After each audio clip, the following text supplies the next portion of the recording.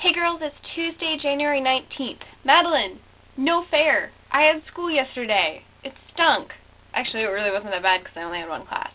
I did have to get up at 8:30 today, but whatever. I really have no idea how you do your schedule. That sounds crazy. I have no idea when you have time for homework. I don't even have time for homework, and I have loads of free time. I just have so much reading. Basically, I've been reading a lot of this all weekend, non-stop, but I've also had to read quite a bit of this. And while I haven't had to read this, I've had to read other articles by the same author. And now apparently I have to start reading this, which is just going to be so much fun. Today's awesome because I apparently made the Dean's List again.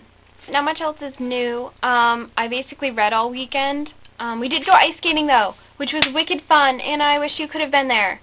And happy birthday, by the way! And, yeah, we had a lot of fun, and then someone pulled the fire alarm, and then we were outside, and then our skates were in the snow, and there's this little girl who looked like Kaylin, and it was a lot of fun. Until we froze out in the cold with all the people running from fire. I think it's really funny that I'm the one that got that question, because I think we all know what my favorite musical is. I am a huge fan of Spring Awakening. It's absolutely my favorite musical. I love the storyline. I love the music. It's gorgeous. It's amazing. I really don't know if I can accurately convey how much and why I love this musical. I think I was asked by someone here like over a year ago why I loved it so much, and I really couldn't give a very good answer. Naturally, Spring Awakening is the kind of show that makes you feel uncomfortable, that makes you feel awkward because there's just so much going on. And I know that there's a lot of controversial stuff in the musical and in the original play, but it's not that I'm uncomfortable with the subject matter. I've become comfortable with it. I feel like I have this misconception about people our age. I feel like by the time you get into college, you should be able to talk about issues seriously and not be immature about things that make you feel awkward. Unfortunately, immaturity doesn't just go away when you get into college. The truth is, no one's any better talking about this stuff than they were in high school. So when I was asked over a year ago what I loved so much about Spring Awakening, I realized that I honestly couldn't give an answer.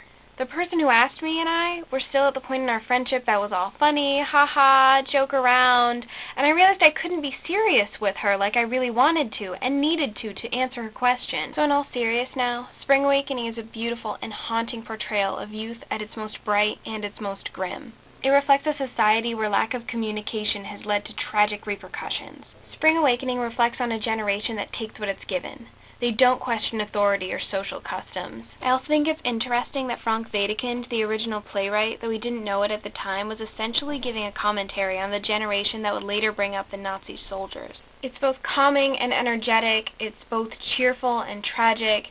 It changed my life. I know I wouldn't be the same person today if I hadn't had it introduced to me. Thank you, Madeline. Meredith, I don't know if you know about it. I know Madeline and Anna certainly have because I never stop talking about it, but you definitely should check it out if you haven't.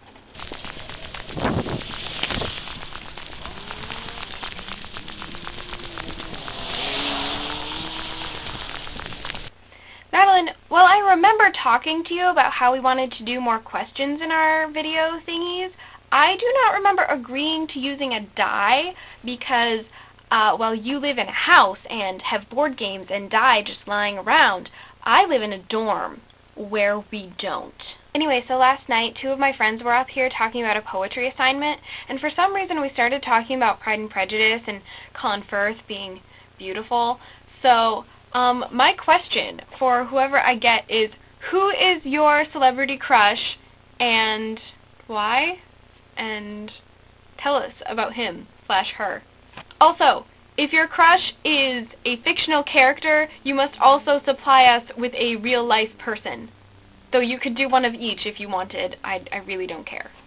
Okay, so in lieu of a die, I'm going to be using hair clips because I can, and it's easier, and I don't feel like making a die out of paper because I'm lazy. So this yellowish one will be Madeline, and this kind of orangey one will be Meredith, and the darker one will be Anna. So here are all three of them, and I'm putting them in a cup. And I'm not looking. Anna! Good luck! And I'll see you tomorrow.